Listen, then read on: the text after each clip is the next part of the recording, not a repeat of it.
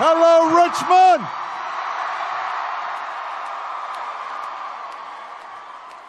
Oh, it's good to be back. How's everybody doing today? Are you fired up? You ready to go? Well, it is good to be back in Richmond. I was going to say it's good to be back in Virginia, but I'm in Virginia pretty much every day. Kind of go back just a little further north. You know, I remember coming here in the closing days of my last race 5 years ago. I remember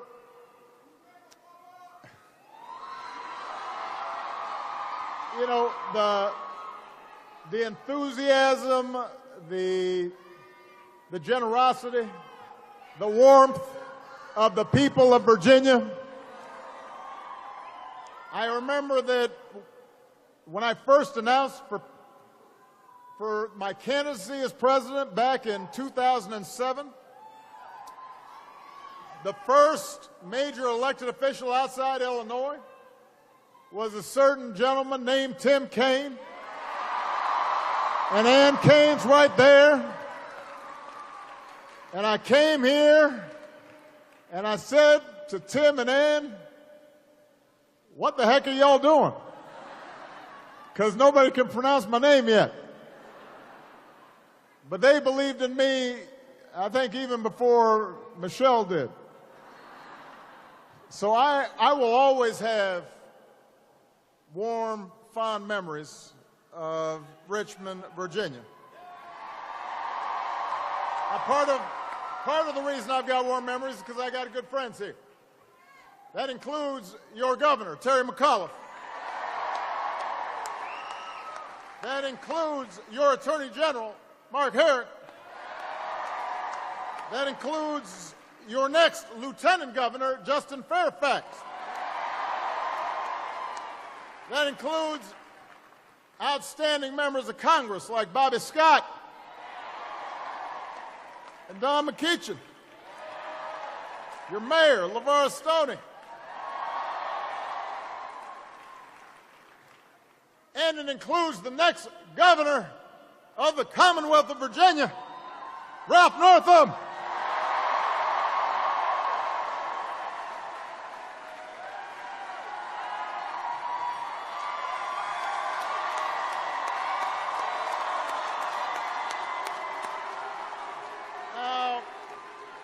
I want to thank Ralph for getting me fired up backstage. And since he said a few nice things about me, I've got to embarrass him in return. Because, Richmond, this is somebody that you will be proud to have as your governor.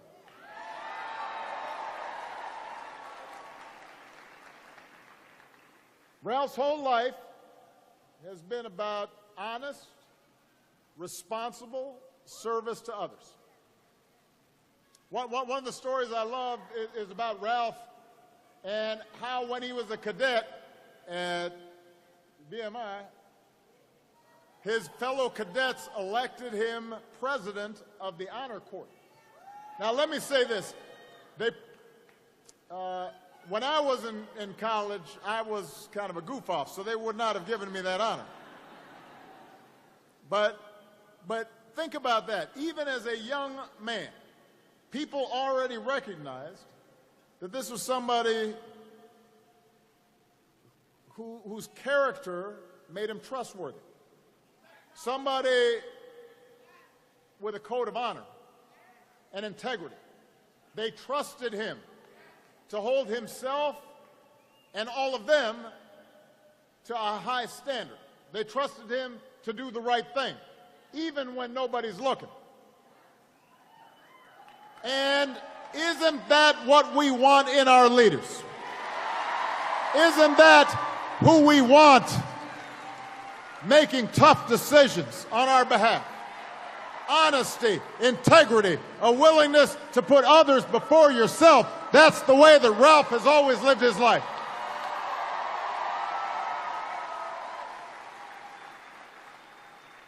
In the Army, he served at Walter Reed. And I can tell you, as somebody who visited Walter Reed consistently throughout my 8 years, what it meant to have a medical staff that would literally help to rebuild people's lives after they had served our country in such a profound way. In Germany, treating our wounded warriors from the first Iraq War. When he left active duty, he and his wonderful wife, Pam, an educator, decided to settle down on the same Chesapeake Bay where he had grown up. And he took care of kids, specializing in pediatric neurology in Norfolk. Now, you know you got to be smart to do pediatric neurology. It's hard to pronounce, much less do. So he devoted himself to the next generation, just like Pam did. He taught not just neurology to students at Eastern Virginia Medical School, but he also taught ethics.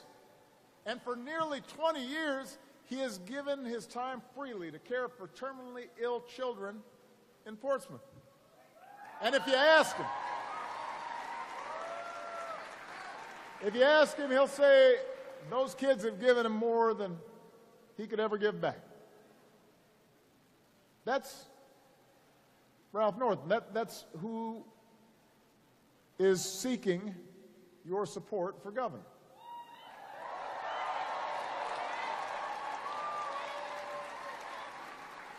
Justin Fairfax's story isn't so different. He didn't grow up with much, but with scholarships, with help from a hard-working mom.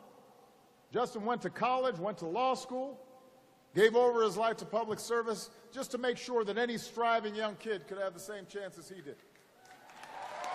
So the point is, you've got really good candidates. You've got people who will make you proud. You've got people who are in this race for the right reasons.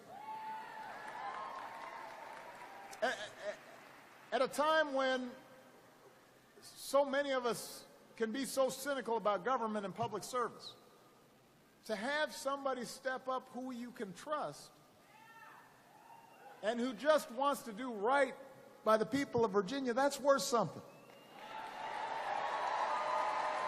And when Ralph was tending to our wounded warriors, he wasn't thinking about whether they were Democrats or Republicans. He was thinking about them one way and only one way, as Americans who defended our country, and how could he make sure that they were healed.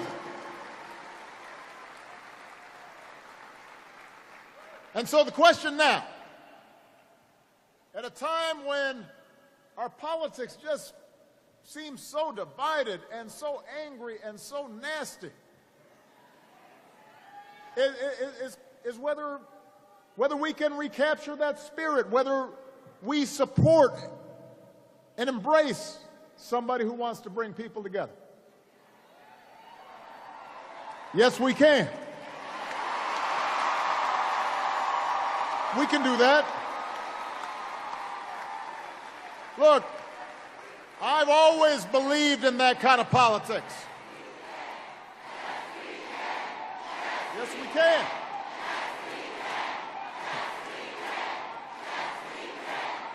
You know, because that's American democracy at its best. That's the politics I've always believed in. That's what Ralph believes in, Justin believes in, Mark believes in. I believe that when everybody gets involved, when everybody gets engaged, when everybody pushes in the same direction, that's when good things happen. We're at our best not when we're trying to put people down, but when we're trying to lift everybody up. We're at our best not Not when we try to find what's wrong with somebody else, but when we find the decency and goodwill and common effort that so often we see in our neighborhoods and in our congregations, and that we try to impart into our children. That's what we believe. And we have to be honest, that kind of politics doesn't always carry the day. We live at a time when all sorts of forces conspire to turn good people off from politics.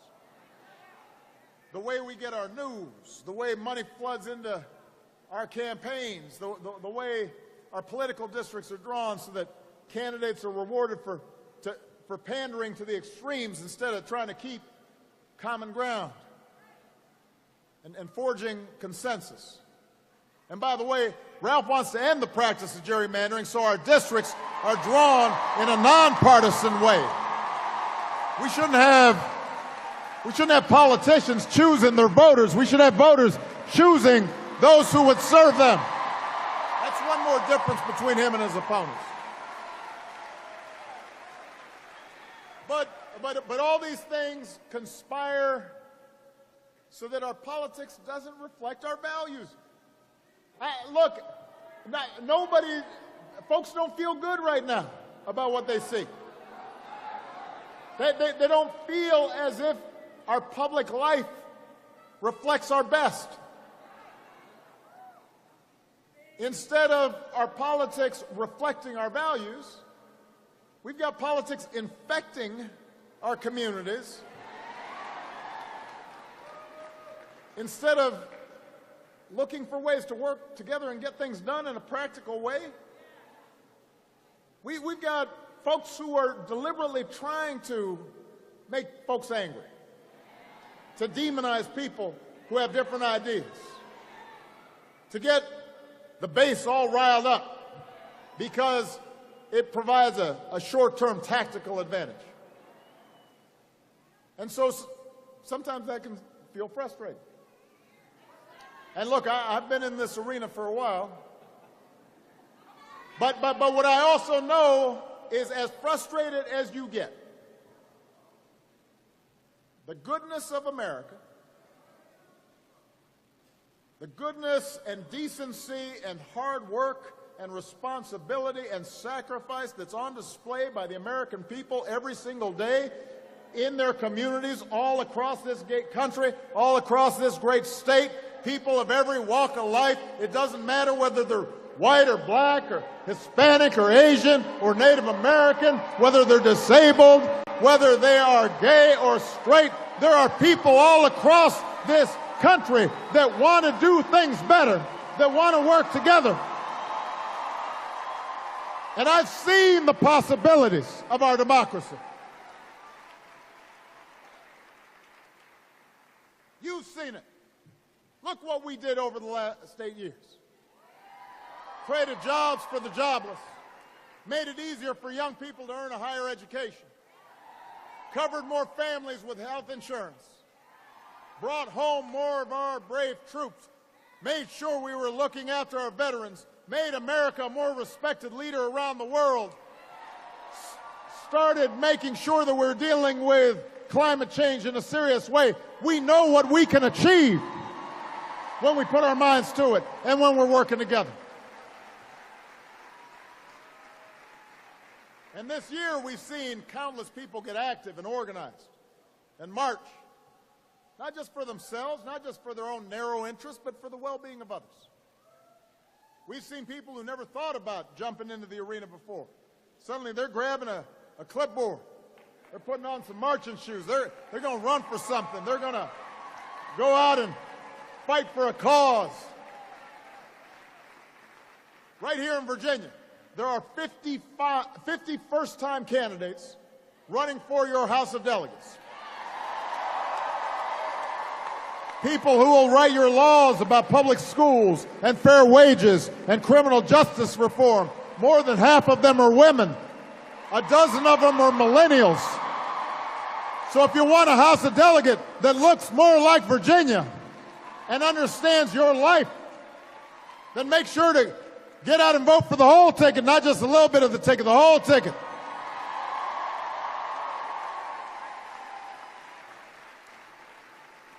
Because ultimately it does come down to you.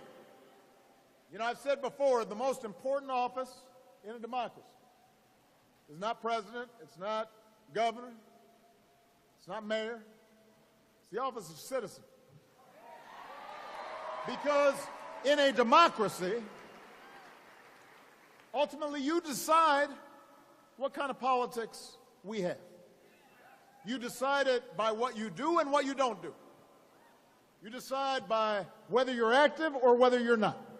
You decide by whether you decide to use your voice and your franchise to make things better, or whether you succumb to cynicism. It's in your hands. So the question for you tonight and over the next 19 days is, do you want a politics of division and distraction? Or do you believe in a better kind of politics? One where we work together and listen to each other and move this country forward. Do you want an economy that only works for the very top? Or do you want an economy that works for everybody? That lifts up a strong, vibrant middle class and creates ladders of opportunity for everybody who's willing to work hard, so that they can get their little piece of the American dream? Do you believe that every child should get a good education? That every worker should get the skills they need to get a good new job with decent wages and decent benefits? Do you believe that everybody should be judged not by the color of their skin or who they love or their last name, but by the content of their character and their contributions to this great state? You have a choice to make. And this choice matters. I know what Ralph Northam believes. I know what Justin Fairfax believes. They've got plans and policies that will reflect your values and your priorities to create jobs and to educate kids and to keep Virginia clean and safe and healthy. And the question is, will you show up to vote on November 7th and give them that chance? Because it's up to you. This election comes down to you. And I have to say, by the way, off-year elections, midterm elections, Democrats sometimes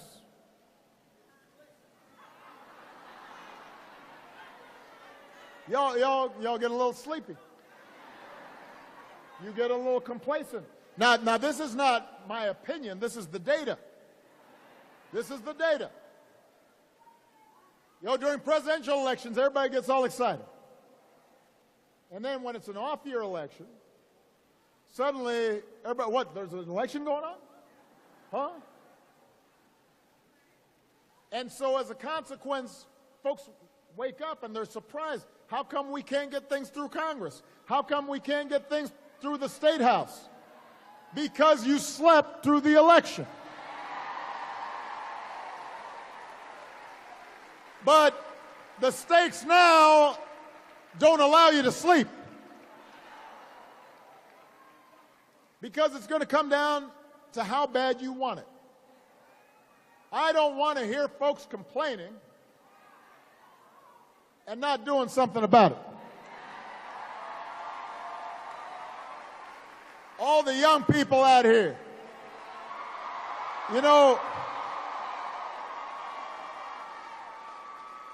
I think that it's great that you hashtag and meme, but I need you to vote.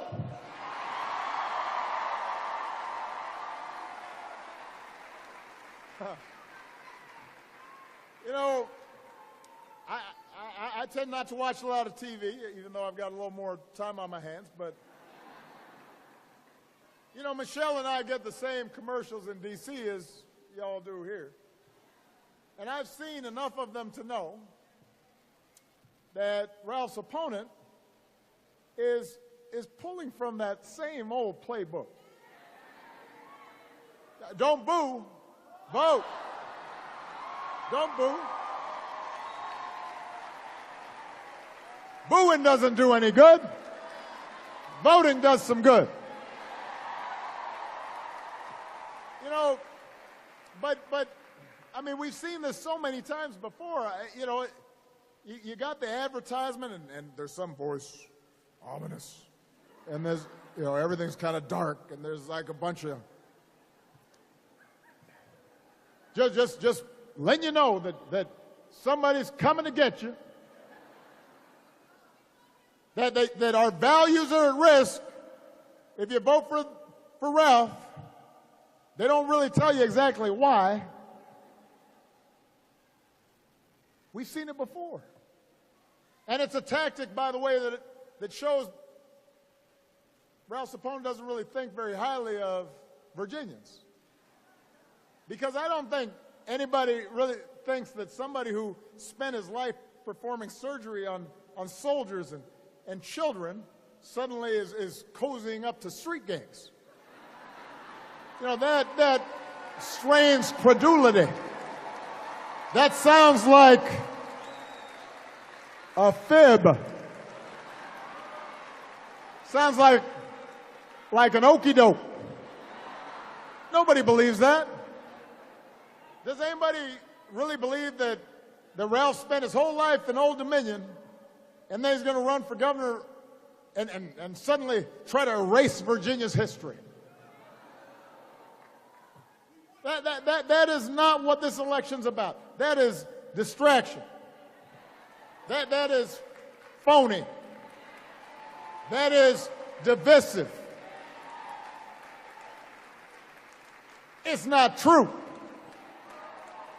Look, we all have valid concerns about crime. We have legitimate concerns and even legitimate differences around how to manage immigration in a way that's orderly and fair. But the fact is that crime and illegal immigration are nearly as low as they've been in decades. They were last year as well. And Ralph's opponent knows it. He's gone on record in the past condemning the very same kind of rhetoric that he's using right now. And if he honestly thought these were serious issues, he'd offer serious solutions. But he's not, because what he's really trying to deliver is fear. What he really believes is that if you scare enough voters, you might score just enough votes to win an election. And that's what makes this kind of anything goes politics just so damaging and corrosive to our democracy. It's just as cynical as politics gets. It's not going to create jobs. It's not going to educate kids. It won't clear up traffic. It won't clean up the environment. It won't protect your health care.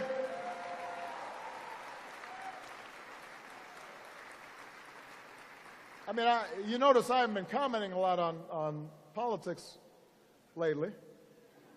But here's one thing I know. If you have to win a campaign by dividing people, you're not going to be able to govern them. You won't be able to unite them later if that's how you start. So Ralph Northam believes we should have an orderly immigration system, that we should crack down on criminals and gangs and put them behind bars. Or if they're not from this country and they're engaged in criminal act, they should be gone. He understands that, but he also believes that we can accomplish those things without fanning anti-immigrant sentiment that makes none of us safer. He believes that every young person should get a great education and every worker should have the tools they need to find a good job in growing industries, and that's really what is going to make a difference in the lives of Virginians all across this state. He's a hunter and an Army vet and a doctor who knows better than most what assault weapons can do And he knows that we can protect our rights and our kids at the same time. He's not trying to scare somebody. He's trying to put in place sensible solutions. And let me just say something about history. You know, Ralph believes that if we're going to talk about our history, then we should do it in a way that heals, not in a way that wounds, not in a way that divides. We shouldn't use the most painful parts of our history just to score political points. We saw what happened in Charlottesville, but we also saw what happened after Charlottesville, when the biggest gatherings of all rejected fear and rejected hate and the decency and goodwill of the American people came out. That's how we rise. We don't rise up by repeating the past. We rise up by learning from the past and by listening to each other and knowing that we're all flawed. But we still try to presume some baseline measure of goodness and decency and patriotism. And we look for the good in other people, not the worst. And we think of ourselves as Americans first. That's how we should be thinking about our history. Listen, I've written about this before. My father was from Kenya, as you know. Well, some of you know. Some of you may have forgotten. But I've written about the fact that my mother, you can trace her lineage, and like I'm a 8th or 9th or 10th or something cousin removed from Jefferson Davis, who was the head of the Confederacy. Think about that. I'll bet he's spinning in his grave. Right?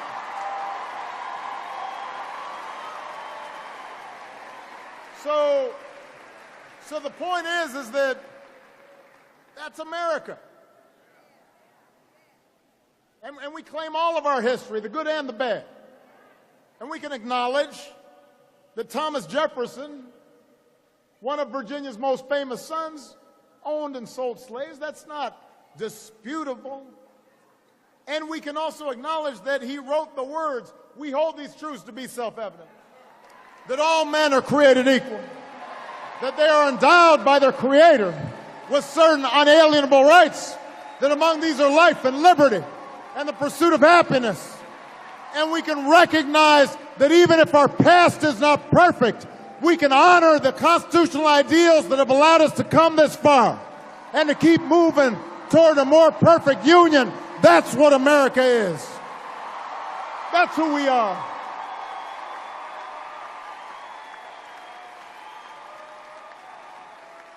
That's who we are. Why are we deliberately trying to misunderstand each other and be cruel to each other and put each other down? That's not who we are. It was those ideals provided to us by our founders that drew waves of immigrants to our shores, that drove waves of troops to storm beaches a world away to save democracy. It was those ideals that led generations of Americans to march for workers' rights and women's rights and voting rights and civil rights and LGBT rights, to expand the reach of our democracy. It's that conviction that we can choose our own course and shape our own destiny that's given generations of ordinary citizens the capacity, and no matter how bleak things seemed, no matter how difficult things were, to keep moving this country forward. That's who we are. And it started in part right here in Virginia. That's what our founders understood. That for all of our flaws, our fate is in our own hands. That was the radical idea of America. That we decided our direction. Not some king, not some despot, but us, citizens. And our progress doesn't always go in a straight line.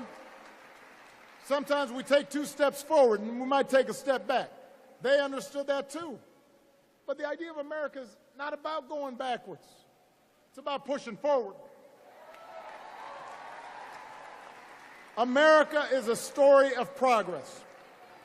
Ralph Northam wants progress. He wants to take us forward, not backward. He wants to reach out for hope, not fear.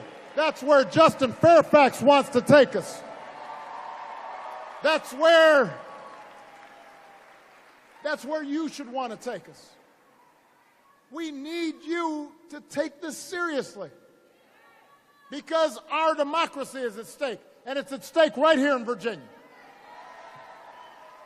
And if you play your part, not just voting yourself, but talking to your friends and your neighbors and fellow students and co-workers, then I'm confident Virginia will make the right choice, just like you did with Mark Warner, just like you did with Tim Kaine, just like you did with Terry McAuliffe, just like you gave me a chance.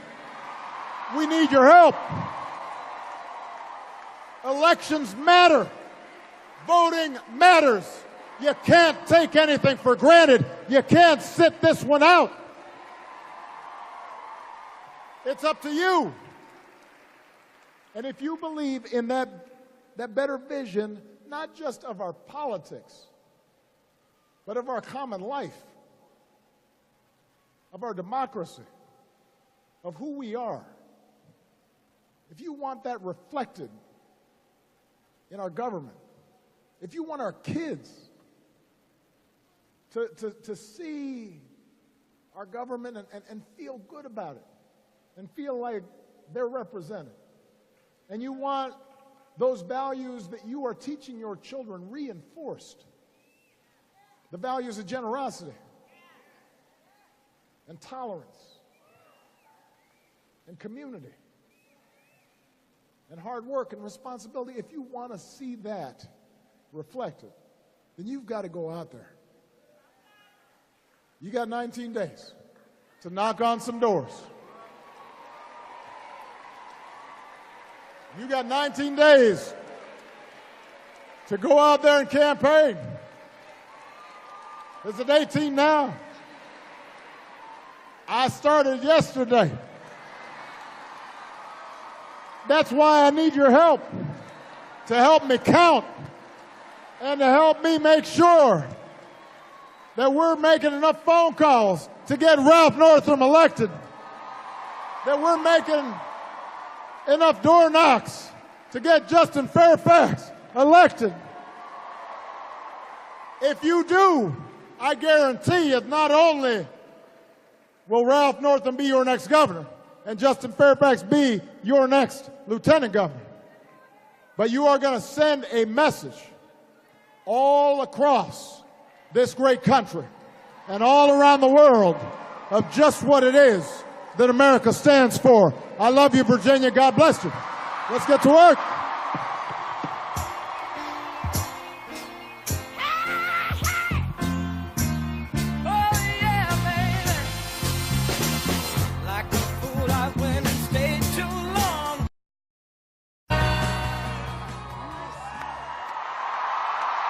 Hello, Richmond.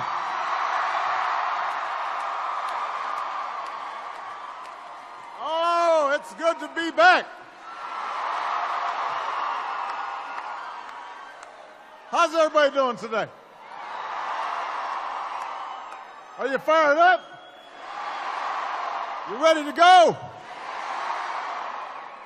Well, it is good to be back in Richmond.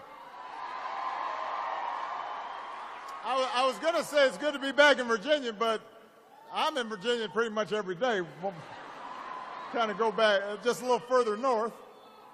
You know, I remember coming here in the closing days. Next, Lieutenant Governor Justin Fairfax.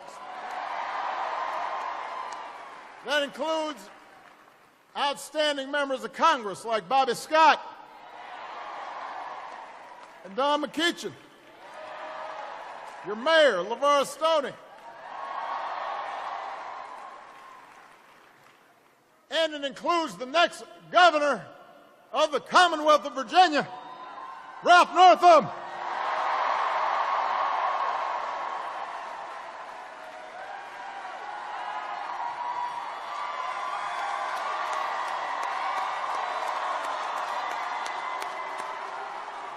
Now, I want to thank Ralph for getting me fired up backstage.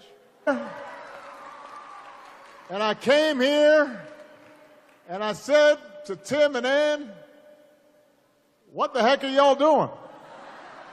Because nobody can pronounce my name yet. But they believed in me, I think, even before Michelle did. So I will always have warm, fond memories of Richmond, Virginia. Part of the reason I've got warm memories is because I got good friends here.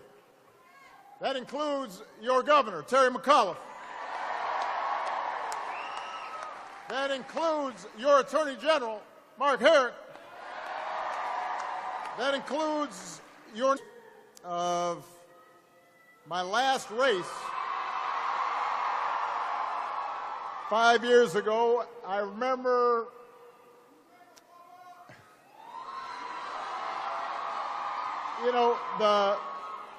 the enthusiasm, the generosity, the warmth of the people of Virginia. I remember that when I first announced for my candidacy as president back in 2007, the first major elected official outside Illinois was a certain gentleman named Tim Kaine. And Ann Kaine's right there. And since he said a few nice things about me, I've got to embarrass him in return. Because, Richmond, this is somebody that you will be proud to have as your governor.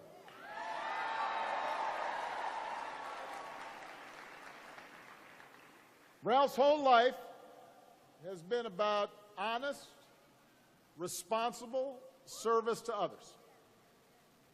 One of the stories I love is about Ralph and how when he was a cadet at BMI, his fellow cadets elected him president of the honor corps.